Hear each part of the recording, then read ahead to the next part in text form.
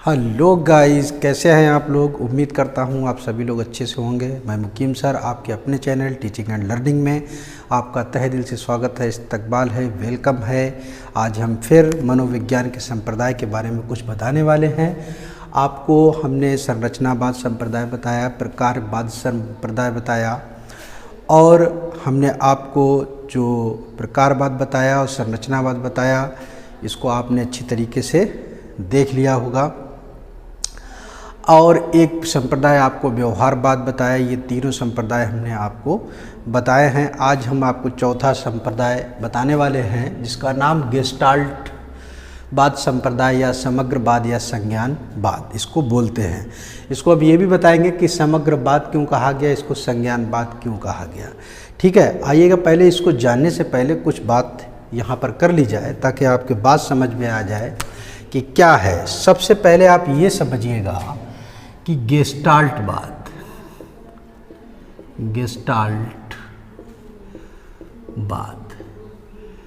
ये जो है गेस्टाल्ट वर्ड से बना है।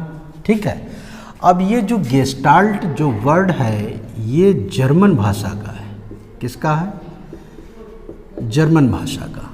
ये जर्मन भाषा का जो शब्द है, इसका जो अर्थ बताया गया है वो बताया गया है समग्र, पूर्ण, आकृति, आकार भी लिख सकते हैं। तो ये गेस्टाल्टवाद जो है वो गेस्टाल्ट वर्ड से बना, जो जर्मन भाषा का शब्द है। किसका है? जर्मन भाषा का, जिसका अर्थ जो है वो समग्र या पूर्ण या आकृति या आकार। ठीक है, एक तो ये बात होगी, ये बात आपके समझ में आ गई होगी। अब हम इसमें देखिएगा दूसरी बात जो हम आपको बताने वाले हैं उसको ध्यान से देखिएगा। ये गेस्टाल्टवाद जो है ये दो बातों पे बहुत, पूर्ण या समग्र पे ज़्यादा जोर देता है। एक ये बात निकल के आई। तो जो पूर्ण और समग्र जो किया गया है, ये समग्र जो लिखा है वो इसी वजह से लिखा है गेस्टाल्टवाद ने, पूर्ण और समग्र, क्योंकि जब गेस्टाल्ट का मतलब ही है समग्र तो उसी का नाम रख दिया गया समग्रवाद। क्लियर? अब हम इसके बारे में आपको एक चीज़ और बता देते हैं। ये तो गेस्टाल्ट हो गया। गेस्टाल्ट जो है वो जर्मन भाषा का है और जिसका अर्थ जो था वो क्या था? समग्र, पूर्ण, आकृति, आकार। क्लियर? इसको नोट कर लीजिएगा। फिर हम इसको हटा के फिर हम दूसरी चीज़ बताते हैं इसमें। फिर देखिएगा जो हमने आपको अर्थ के बारे में बताया और उसके शब्द के बारे में बताया, गेस्टाल्ट के बारे में। अब आइएगा यहाँ पर गेस्टाल्ट संप्रदाय के प्रतिपादक मैक्स वर्दिमर हैं। इसके समर्थक जो हैं वो आपके कोलर, कर्ट कोफका, कर्ट लेविन। ठीक है, इसके बाद गेस्टाल्टवाद के अनुसार जो कहा गया वो ये कहा गया है कि मनोविज्ञान मानसिक क्रियाओं के संगठन का विज्ञान है। अभी हम इसके बारे में आपको बताएंगे ऐसा क्यों कहा गया कि मनोविज्ञान मानसिक क्रियाओं के संगठन का विज्ञान है। इसके बाद जो नेक्स्ट इसमें पॉइंट लिखा है, गेस्टाल्टवादी प्रत्यक्षीकरण तथा अनुभवों के संगठन पर बल दिया जाता है। तो हम इससे पहले संप्रदाय जो हमने पढ़ाया था आपको, व्यवहारवाद हमने पढ़ाया था आपको, और उससे पहले प्रकारवाद पढ़ाया था।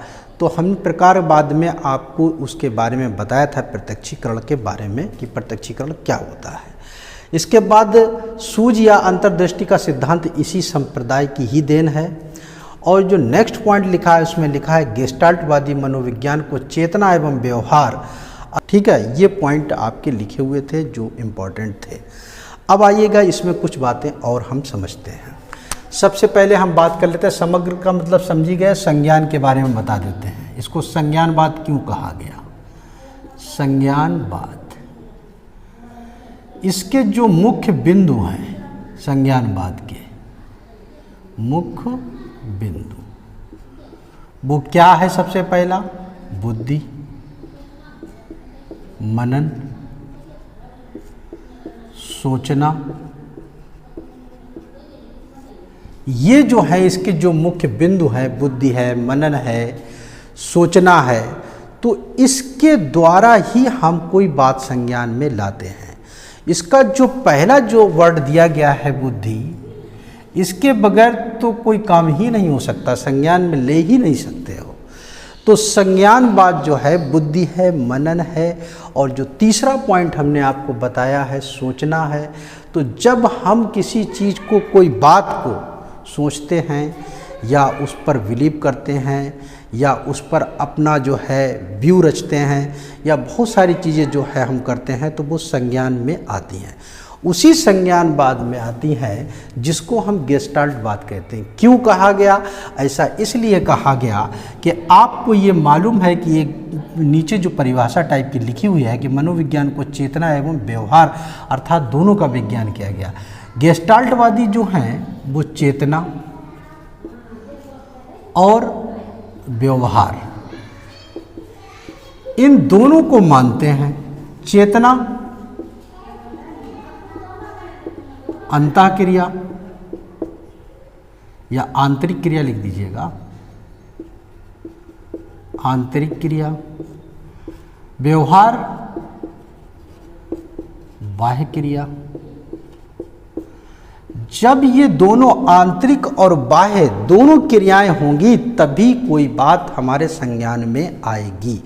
ऐसा नहीं है, गेस्टाल्टवादियों ने ये कहा कि ऐसा नहीं है कि खाली अगर हम चेतना आंतरिक की बात करें और व्यवहार को छोड़ दें तो जितना हमें आंतरिक की ज़रूरत है उतने ही हमें बाहर की भी ज़रूरत है। इसीलिए गेस्टाल्टवादियों ने चेतना और व्यवहार दोनों को विज्ञान के रूप में माना।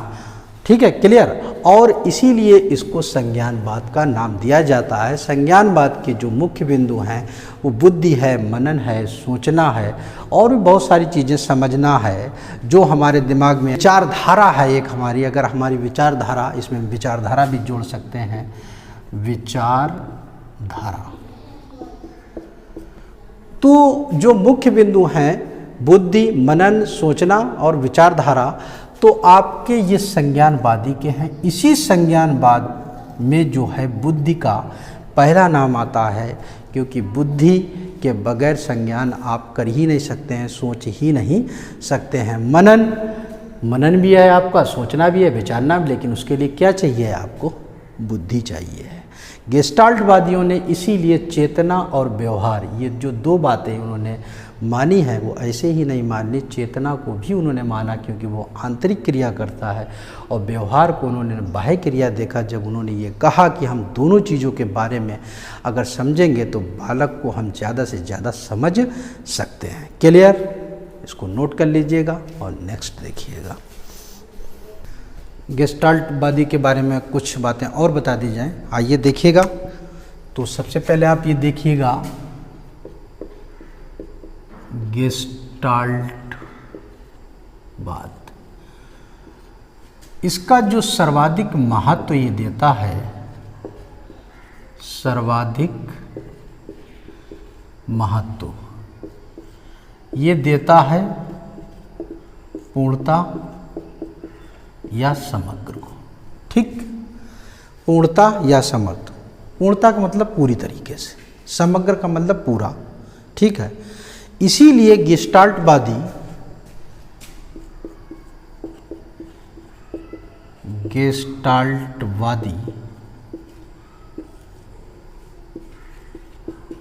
पूर्ण से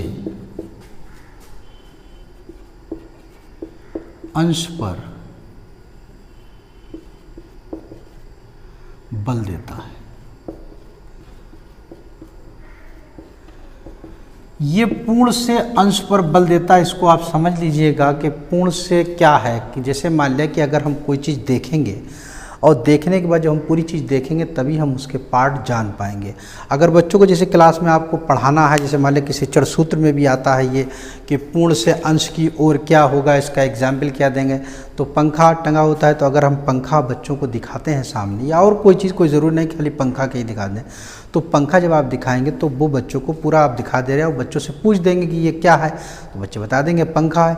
फिर उसके अगर आप बोल्ट खोल के दिखाएंगे, पर अलग अलग करके दिखाएंगे, सारी चीज़ें उसकी अलग अलग करके दिखाएंगे, तो इससे क्या देखने को मिल रहा है कि जो पूरी चीज़ थी उसको हम छोटे छोटे टुकड़ों में बांट रहे हैं, यानी कि अंश तक उसको हम ले जा रहे हैं। इसीलिए गेस्टाल्टवादी जो है वो पूर्ण से अंश पर बल देते हैं। इससे उनका ये कहना है कि बच्चा जो है वो ज़्यादा से ज़्यादा इससे सीख सकता है, तो वो शिक्षण में जोड़ दिया जाता है। लेकिन आपको ये ध्यान रखना है कि गेस्टाल्टवादी जो है वो पूर्ण से अंश पर बल देते हैं। अभी हमने आपको दो बातें बताई थी, एक तो जैसे मान लिया था कि संरचनावाद आपने पढ़ा,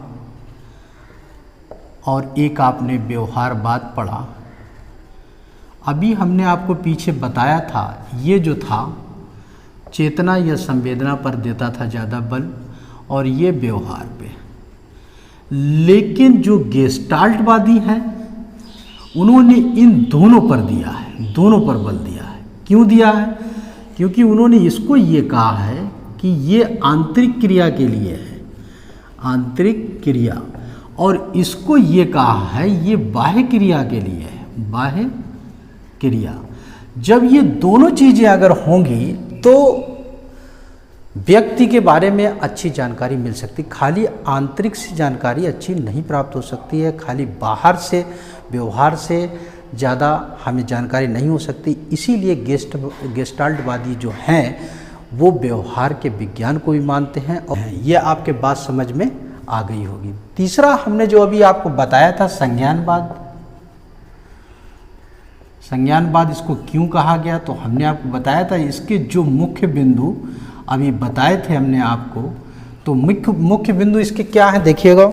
मुख्य बिंदु इसके जो हैं आपके वो बुद्धि है, मनन है, सोचना है और विचारधारा है, विचारधारा। तो जो उसके मुख्य बिंदु बनाए, और ये बुद्धि जो है इसके बगैर तो कुछ हो ही नहीं सकता है। जब बुद्धि नहीं होगी तो मनन कहाँ से कर लो, सोचना कहाँ से कर लो, विचारना कहाँ से कर लोगे।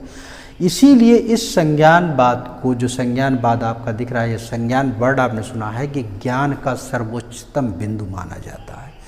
ये जो है वो ज्ञान का सर्वोच्चतम बिंदु माना जाता है। तो जब ज्ञान का सर्वोच्चतम बिंदु माना जाता है तो पूर्ण माना जाता है, तो उसी को ही गेस्टाल्टवादियों ने उसको संज्ञान, गेस्टाल्टवादी के साथ साथ इसी को हम समग्रवाद और संज्ञानवाद के नाम से भी जानते हैं। इसको नोट कर लीजिएगा, नेक्स्ट देखिएगा।